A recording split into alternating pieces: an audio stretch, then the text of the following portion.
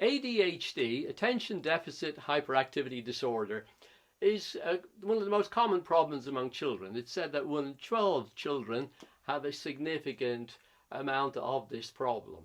The number for adults is a lot less. They say about, in most studies, say about 1 in 40. However, those symptoms may often go unnoticed, unreported. They're just felt by the individual adult to be part of their personality. And sometimes with children, it's not picked up and dealt with properly. And it can become a problem much later in life then, as it impacts their ability to study, to concentrate, and to persist with work and jobs and do other things they need to do in their lives. So it's important to understand about this condition. Now, there is much debate and discussion about the origin, the nature of the problem, the causes, and the extent of the problem. And it's important that children are not over-labeled.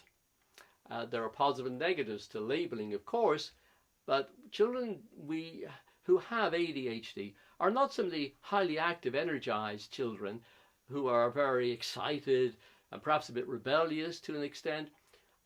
They have more problems than that.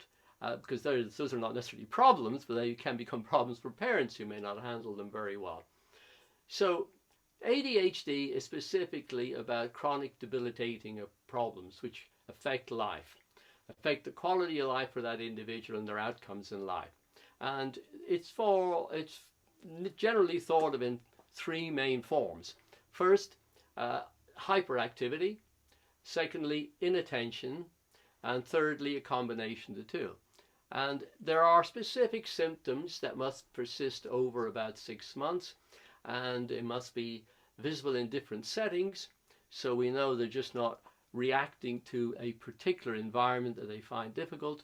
So this is a consistent part of their personality and of their behavior. So with inattention, we see the children not being able to pay attention, and as a result making mistakes, not focused, not concentrating and persisting. So there's a lack of completion, a lack of organization in their work, and a lack of sustained mental effort. So this can cause a lot of problems. They may also have poor memory for what they're doing then, lose items, and are very easily distracted. The hyperactive child goes in the other direction. There's excessive activity, excessive movements, related to the situation they're in. And there may be impulsivity, highly talkative, they may be interrupting and not waiting their turn, and so they become a problem often for other people around them, very distracting for other children perhaps as well. So the third form is really children who have both. And we see very strongly with boys there tends to be more of that hyperactivity. The diagnosis, as I said, needs to be done professionally, proper questionnaire scales, looking at the medical history, mental, physical. The other conditions may mimic ADHD, may coexist with it, and there is some evidence of genetics, some evidence of brain differences with them, and of course there are family factors and other problems out there that may feed into the issue. And it has to be distinguished though from a child that has a lot of rebelliousness or so-called oppositional defiant disorder. The assessment is made carefully, and if you go to the IMW website, you will get a personalized plan, personalized information, and it's important for caregivers to know how to help the child. And so there are specific therapeutic principles they learn and apply with the child, which is often augmented to within the school and in their education generally. Medications are sometimes provided, usually psychostimulants. There are others as well, SNRIs and so on.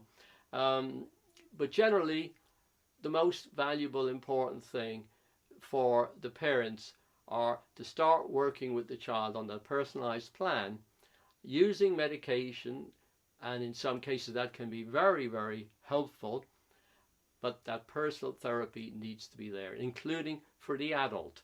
And the adult who hasn't dealt with their issues may find that throughout life they've had problems in achievement, in work. It's led to low self-esteem, lack of self-worth, self-rejection. and often they haven't identified the problems for what it is. And so a good initial interview on the IMW website, by speaking to a therapist, you will get a lot of information and a personalized plan can be developed. So please visit the website at imetawellness.co.uk for that information, and looking at other information directly on the website, and for booking a session.